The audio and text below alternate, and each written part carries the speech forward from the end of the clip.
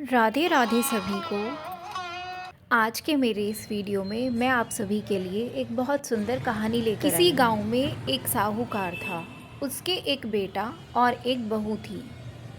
साहूकार की बहू बहुत संस्कारी, आदर्श और पतिव्रता स्त्री थी। पूरे घर का काम बहुत अच्छे से संभाल लेती थी। वो बहुत सुंदर भी थी। बहू ने नियम ले रखा था कि वो किसी भी पर पुरुष के सामने नहीं जाती थी। पुण्य कर्मों में, पूजा पाठ, दान सेवा में उसकी रुचि थी। हर वर्ष कार्तिक स्नान व्रत जरूर करती थी। कार्तिक में बहू गंगा जी स्नान के लिए अवश्य जाती थी, लेकिन कोई पर पुरुष ना देख ले, इसलिए वो सुबह तड़के ही स्नान कर लेती थी। एक बार कार्तिक माह में उस नगर के राजा के बेटे ने भी कार्तिक स्नान का विचार किया। वो सुबह जब गंगा जी पर आया तो देखता है कि घाट गीला है। वो हैरान होकर सोचने लगा, मैं इतना जल्दी स्नान करने आया, पर मुझसे भी पहले कौन स्नान करके चला गया। रोज यही होता। वो सोचता ही रहता कि इतनी सुबह कौन आया होगा। कार्तिक महीने के अंतिम 6 दिन बचे थे। उस दिन साहूकार की बहू तो स्नान करके वापस जा रही थी और उसी समय राजा का बेटा स्नान के लिए आ रहा था।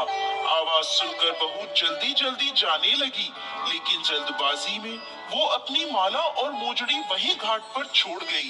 राजा का बेटा जब घाट पर पहुंचा तो उसने घाट पर वह माला और मोजड़ी देखी, तो वो समझ गया कि कोई स्त्री है जो मुझसे पहले यहाँ स्नान करने आती है। राजा के बेटे ने उस माला और मोजड़ी को हाथ में उठा लिया और सोचने लगा कि जिस स्त्री की माला और मोजड़ी इतनी सुंदर है, वो खुद कितनी सुंदर होगी। उसके मन में पाप आ गया। उसने पूरे गांव में घोषणा करवा दी कि जिस स्त्री की ये माला और मोजड़ी है, वो 5 रात मेरे पास आएगी। सारे गांव में थू थू होने लगी, लेकिन राजा का बेटा है, कोई बात टाल ही नहीं सकता। साहूकार की बहू ने राजा के बेटे को संदेश भिजवाया, ये माला और मोजड़ी मेरी है। मैं 5 रात गंगा जी के घाट पर आऊंगी।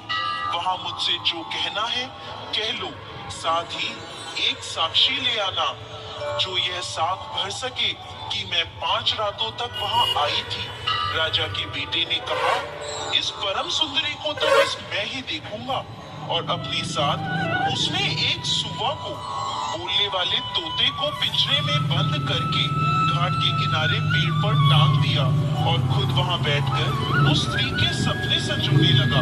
बहू रात को जब घाट पर आई, पहली पौड़ी पर पैर रखा और बोली, हे कार्तिक के ठाकुर, राई दामोदर, पांचों पांडु, छठे नारायण, भीकम राजा, मुझ पर कृपा करो, मेरी लाज रखो, उस पापी को नींद आ जाए।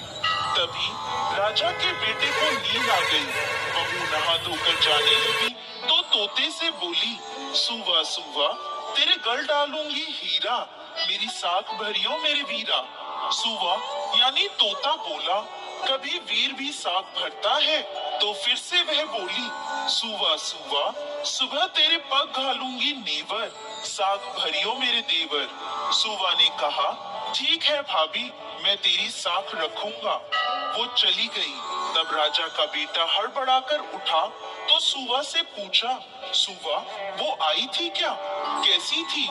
सुवा बोला, आभा की सी बिजली, होली की सी छल, केले की सी कामिनी, गुलाब का सा रंग। अगले दिन राजा के बेटे ने सोचा, आज मैं अपनी उंगली में चीरा लगा लेता हूँ, दर्द के मारे मुझे नींद ही नहीं आएगी। वह उंगली चीर कर वहाँ लेट गया।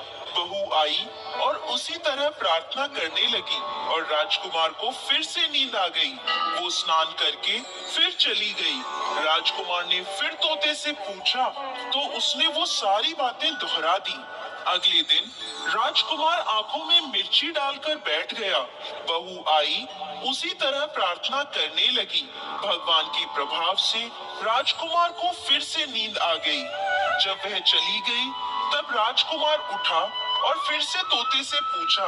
तोते ने वही सारी बातें उसे बता दी। राजकुमार अगले दिन बिना बिस्तर के बैठा कि बिस्तर की गर्मी से मुझे नींद आ जाती है।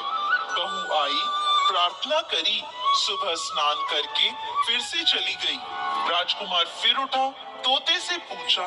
तोते ने फिर से वही सारी बातें बता दी। अगले दिन राजकुमार अंगीठी जलाकर बैठ गया। साहूकार की बहू आई, प्रार्थना करी, भगवान 4 रातें तो निकाल दी, अब ये अंतिम रात है, इसे और निकाल दो।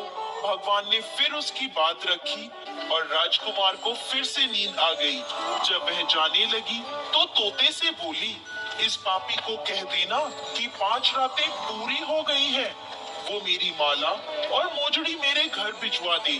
सुबह राजकुमार की आंख खुली तो तोते से पूछा, क्या वो आई थी? तोता बोला, हाँ आई थी, और उसने अपनी माला और मोजड़ी मंगवाई है। ये सुनकर राजकुमार सोचने लगा कि वह तो सत की थी, तभी तो भगवान ने उसका सत रखा। कुछ दिनों बाद राजकुमार को कोढ़ हो गया। राजा ने ब्राह्मणों को बुलवाकर पूछा, मेरे बेटे का शरीर क्यों जल रहा है? उसने तो कार्तिक स्नान भी किया है। तब ब्राह्मणों ने बताया कि इसने पतिव्रता स्त्री पर बुरी नजर डाली, इसलिए ऐसा हुआ है।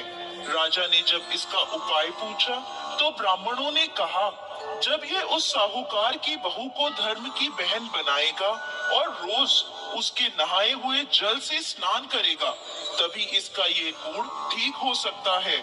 राजा माला और मोजड़ी लेकर साहूकार के घर गया और बोला, ये माला आपकी बहू की है, ये लो और आपकी बहू के नहाए हुए जल से मेरे बेटे को नहला दो।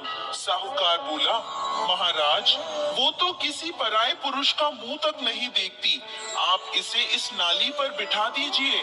जब वो नहाएगी तब उस पानी से आपका पुत्र नहा लेगा। राजा ने ऐसा ही किया। कुछ दिनों में उसका कोढ़ ठीक हो गया।